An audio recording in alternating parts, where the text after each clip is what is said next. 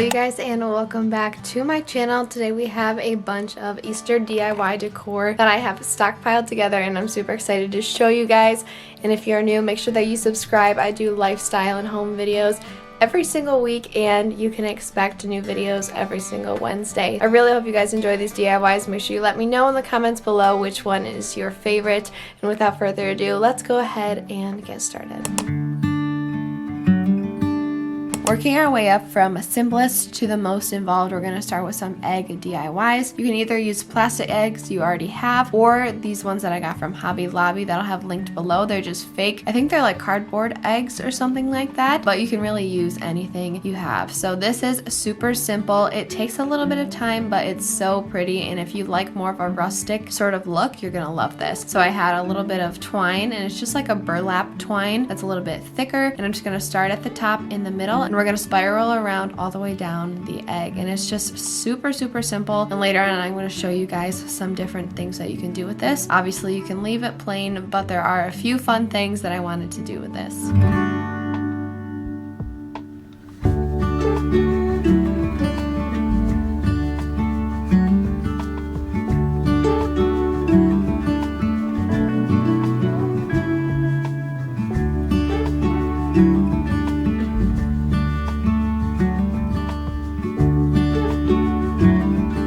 So after our egg is covered, I'm going to do a little fun design with a very fine tipped brush. So I'm just going in with a few different colors. I think the middle is white, and then I made the petals of the flowers pink. So yes, we are going to be doing a little flower pattern, and it's super simple. You just start with the middle of your flower, and then I just went in with the pink and put 5 little petals all the way around. So super easy, but I also feel like it's a very trendy look, a very simple look, and it's just really delicate and really pretty. So that's a fun way to dress this up a little bit.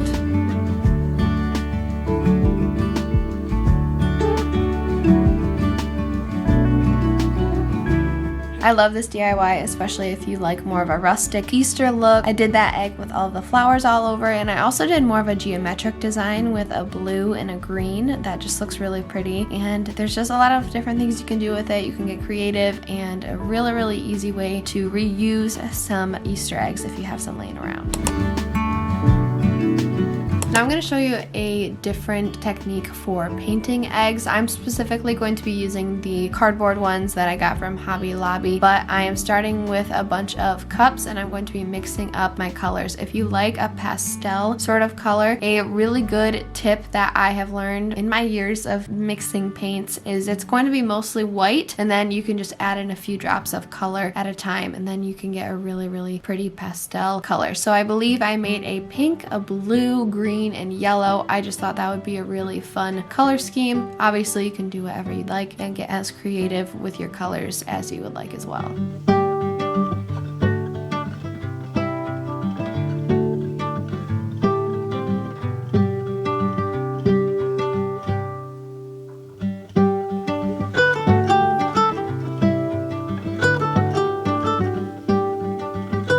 So after our paints are mixed, we are going to start painting our eggs. I would suggest having something to prop up your eggs. I had a little painting palette that worked perfectly, but if not, you could always do a little piece of cardboard, and you can make it into a ring, and then you can sort of prop it up. So what I'm doing is I'm trying to paint down the egg about 2/3 of the way, just as much as I can to get as close to the bottom as possible. And we're going to do a couple coats of each after it dries. It's really important to let it dry thoroughly in between, and then once the top is completely dry, you flip it over and you do it to the bottom. So super easy, and it's a good way to do a bunch at one time.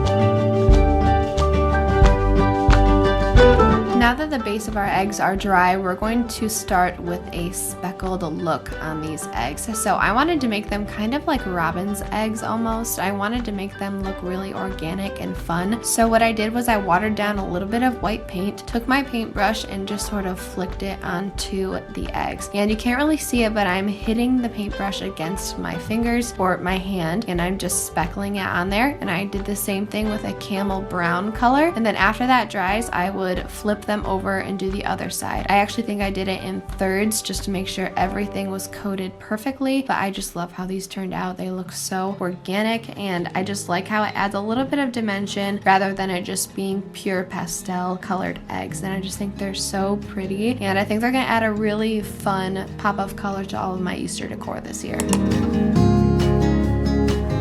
Up next, we're going to be creating a mini sign. Now I have a little tiered tray that this is going to work perfectly on, but I'm starting with a 4x4 piece of wood that I sanded down. This is really good for any sort of scrap pieces of wood that you may have. So I'm going for more of a natural stain on this. I didn't have any actual stains, so I'm doing it with a few different shades of brown and white. And essentially I'm gonna lay down my towel. I'm gonna pretty much put the paint all over the top, and I actually ended up putting a little bit too much, so be a little bit more conservative in that sense, because I put so much on that it just kind of all blended into one light beige color. So I went back in there with a little bit more brown to marble it a bit more, but be a little bit conservative in terms of paint. You can really do any color stain you like. If you want something darker, go for darker browns. It's really customizable and it's great. And then after that first side is done, you're going to flip it over when it's completely dry and do it to the back.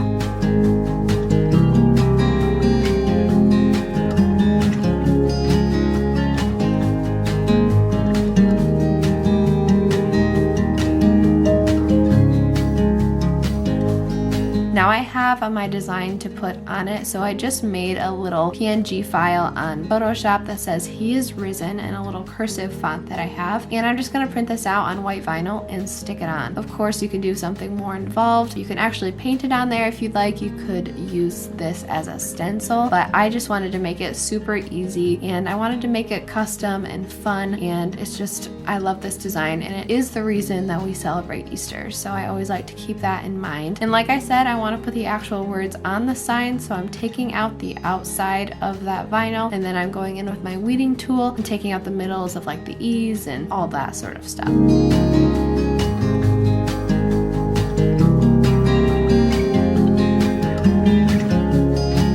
Now I'm just going to put it on the sign, and the sign is completely dry. I believe I let it dry overnight, and I'm using some transfer tape. If you don't have transfer tape, you can use masking tape or painter's tape and just kind of put all the pieces of tape next to each other. And then I'm going in with my weeding tool and just making sure that it's stuck really, really well to the transfer tape. And then we're going to put it right on the front of the sign, and we're going to press it down with our weeding tool just to make sure it's adhered properly to the sign.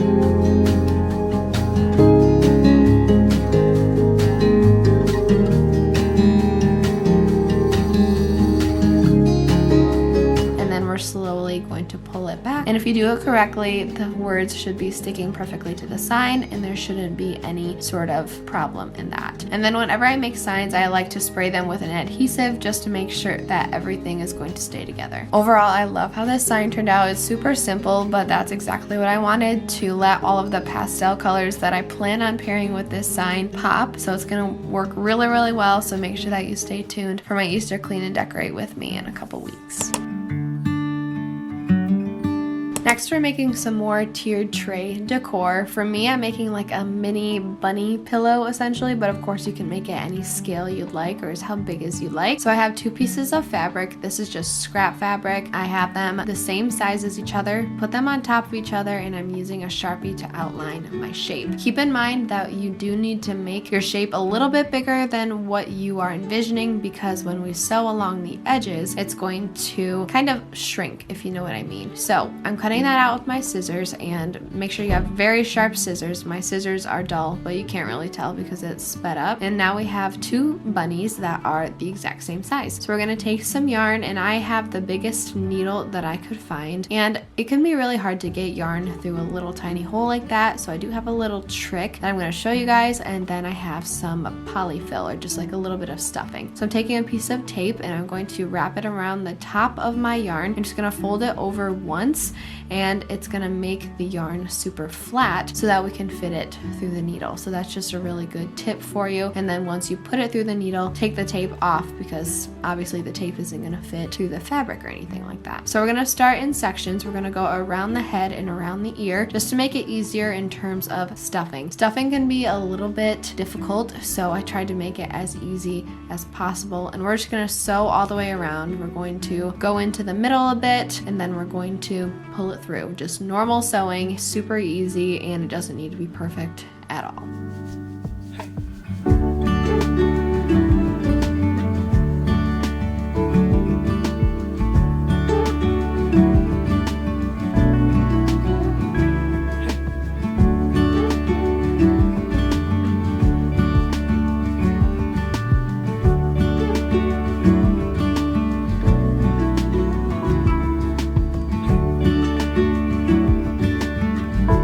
Now that the head and the ear are all outlined and they are sewn together, we're going to go in with stuffing. Now that ear gave me a lot of problems. You probably can't tell on camera, but I learned that you really should go in with very small amounts of polyfill. That will help you get stuffing into that small space. And I also use like a paintbrush or like a marker end, anything like that, to help you sort of put it through. And then I went most of the way around the body, leaving a little bit of room at the front there so that we can stuff it. Again, going in with a little bit smaller pieces of polyfill just because it makes it a lot easier. So we're just going to fill that up. You always want to err on the side of filling it a little bit more than you think. And then after you're done with that, you're going to continue sewing everything. As you can see, the yarn is kind of twisting. So I tried to make it a little bit smoother by having two fingers at the back so that it kind of straightens it out. Otherwise, if you don't do this, you can get lots of knots, and then you have to like cut it off, and then you have to retie a piece of yarn to it. Hopefully that makes sense. I tried to make it as visually clear as possible in filming this, but it's definitely something to look out for. And then once you get to the end, I just trimmed the ends a bit, tied them in a couple knots, and it was perfectly set to go.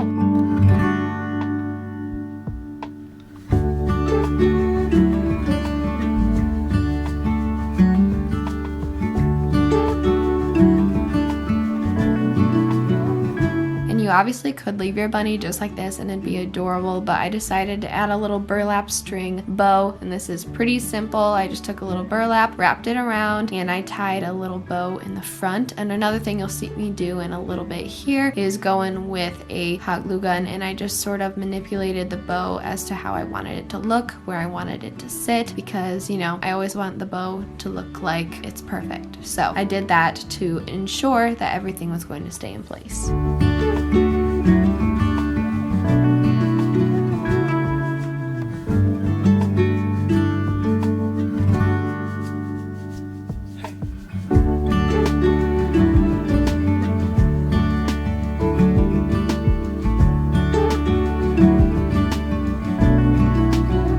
And I loved how this little bunny turned out. It's definitely one of those projects where you need to like put on Netflix or YouTube or something in the background, because it does take a little bit of time, but I love how customizable it is. And of course, it's soft, it can't break. You can mix up different colors and stuff like that. There's really a lot that you can do with it. So you should definitely try this if you want some tiered tray decor or just little knickknacks to put around your home.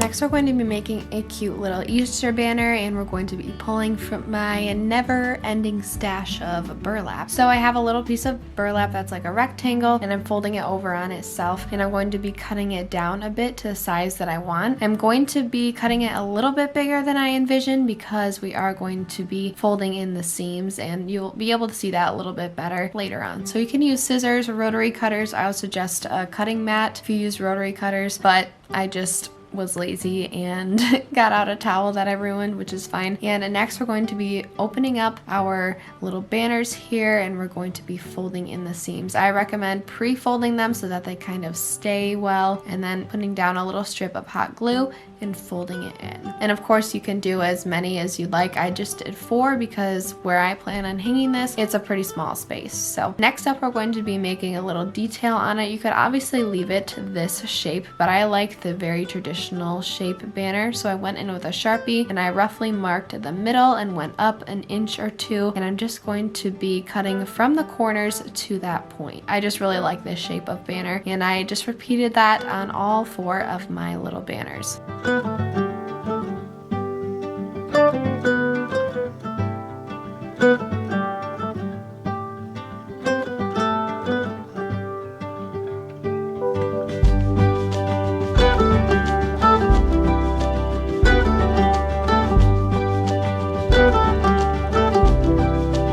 Now that all 4 banners are cut, I'm going to make my shapes. So I found some stencils on Google, I think, and I just made them PNGs in Photoshop, and I adjusted them to size so that they fit on my banner, and I'm just cutting them out on vinyl here. And then I'm pulling out the middle because we want to use the outside as our stencil, and you'll see why in just a little bit here. So I'm pulling out the middle of those, and then later on I'm going to separate them so that I can use them all individually. The only thing I may have done different about this is in the actual Cricut design space is space them out a bit more because it's pretty slim in between them all. So you'll see later when we're painting with these stencils that I had to be super careful near the edges just because they were so close together. So now we're going to transfer our shape onto the banner, and keep in mind that this isn't going to work perfectly. It is burlap, it is a fabric, and it's pretty coarse, so it's not going to stick perfectly, but we're still going to try to do our best to put it exactly where we want it. And I'm just going to center that, and we're going to put it on there, and then very carefully I'm going to peel up the transfer tape, and I'm going to be using my fingers to make sure the stencil stays down, and it doesn't need to be perfect, but it just needs to be on there. Now I'm going in with a little circular sponge. This is a really cheap one. You can probably get something like this from like the Dollar Tree or just any craft store. And then I'm choosing the color pink for this particular one, and we're just going to lightly be dabbing all around the flower. So again, you want to make sure that you get close to the edges but don't go over them, because obviously if you get on burlap you can't cover that up. And then I'm going to go in with tweezers, peel out the middle of the flower and the outside. And of course you can do any color you want. I actually ended up later on going in with some white and putting in a little center on the flowers, and I'm just going to do that with all my shapes. For the bunnies I just kept them white, kept them super simple, and then I did another green flower, and then I plan on alternating them on the little banner. And a quick tip, if you do this right after you paint on your design, I would suggest peeling off your stencil. You don't want to do it with dry paint because you don't want to worry about peeling or anything like that. So I would just paint it on, and as soon as you're done painting, peel it off. You just have to be a little bit careful, but it's definitely not worth any sort of peeling or anything that you'd have to touch up later.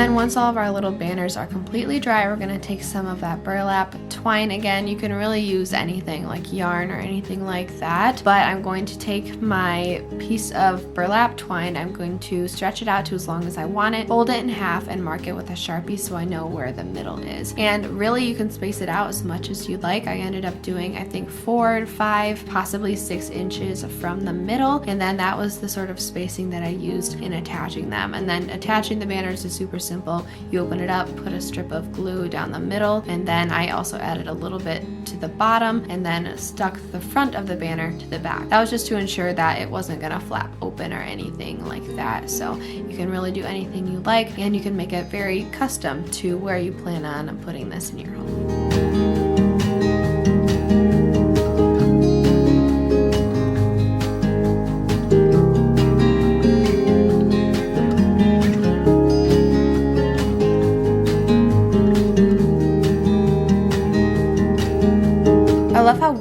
and fun this banner is. I love how you can make it super custom to your space. You can do any shapes you like, and really for any season of the year. Of course, I did mine for Easter, but you could also do it for Valentine's Day or do a twist on it for Christmas or anything like that. So it's a really fun banner, especially if you have like a long media console or a window that you really like to hang banners on for all the different seasons.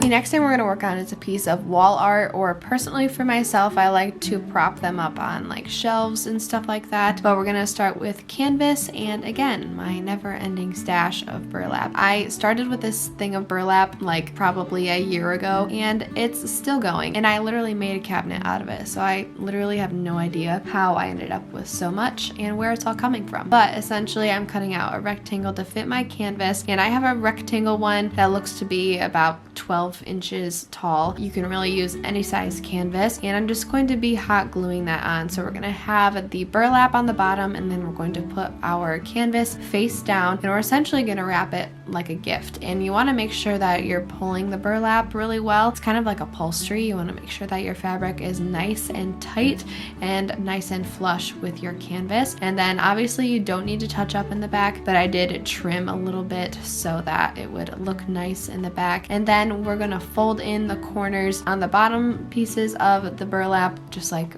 a gift, and we're just going to do that and trim the edges. Then we're going to be left with a perfectly covered canvas, and then I'll show you guys what's next in a little bit.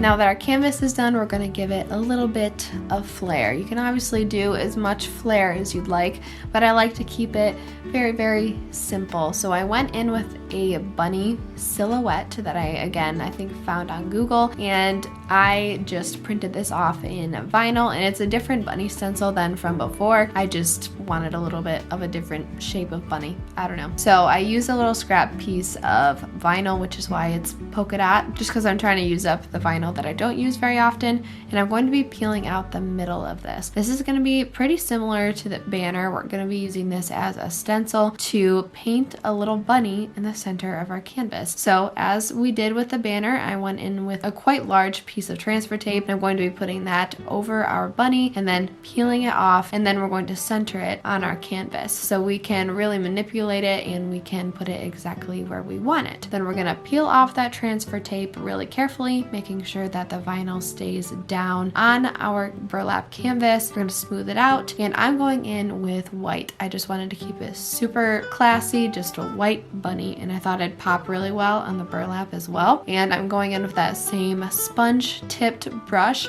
and we're going to go all the way around the bunny, again making sure that we really go over those edges to make sure that our bunny is a very distinct shape that you can see from far away. And I did a couple coats just to make sure that the white was nice and bold, and then again, while it's still wet, we're going to peel back our vinyl, leaving us with a cute little bunny. Of course, if you really wanted to keep it super simple, you could leave it this way, but I decided to make a couple 3D elements. So I took some white yarn to match the color of my bunny, and I'm just going to wrap it around a few of my fingers because I want it to be pretty small to be in a good sort of ratio in terms of how big our bunny is. And this is going to be its little tail. So we're just going to make a simple cotton ball essentially. So I'm wrapping it around my fingers, cutting it when I have quite a bit wrapped around my fingers. You usually need quite a bit more than you think. We're going to take it off our fingers, and we're going to use another piece of yarn to tie around the middle. So I made sure to knot that to make sure it was in place. I trimmed it, and then we're going to go in between all of those loops and cut them all and separate all of the fibers. And you're going to be left with a really interesting looking cotton ball, but you're just going to go in with your scissors and trim it until it's the perfect size. And then to adhere it to our canvas, we're keeping it super simple, putting a little bit of hot glue on it and pressing it down where its little tail would be. And very similar to the stuffed bunny we made earlier, we're going to be making a little ribbon bow detail. So I'm going to start with a long piece of burlap, and I'm going to tie a knot right in the middle of it, and I'm just going to do how you tie your shoes, just make a little bow, and we're going to make that separately because we can't like wrap it around the neck like we can because it's a canvas. So I then went in with a couple pieces of burlap twine that I just cut to size to fit on the bunny's neck, hot glued those on, and then glued the bow on separately. And again, I went in with my hot glue gun, glued it down exactly where I wanted to be, cut the ends exactly as short as I wanted them, and it's a cute little bow to finish off this little piece of art. This wall decor turned out so cute. I love how rustic and minimal it is. Of course, you can add a lot more elements to it, and I just love the textural details that we added. I really think it makes it come to life and gives it a little bit of interest. So I think it's a really fun neutral piece that we can mix in with more colors when we decorate for the holiday. Alright you guys, that's going to be it for today's video. I really hope you guys enjoyed those DIYs as much as I had fun making them for you and coming up with ideas. Make sure you subscribe for weekly videos every single Wednesday and let me know in the comments below which one is your favorite and which one you want to make for yourself. But yeah, that's going to be the end of today's video. I hope you guys are having a wonderful week so far, a wonderful spring season, and I'll see you guys next Wednesday in my next video. Bye you guys.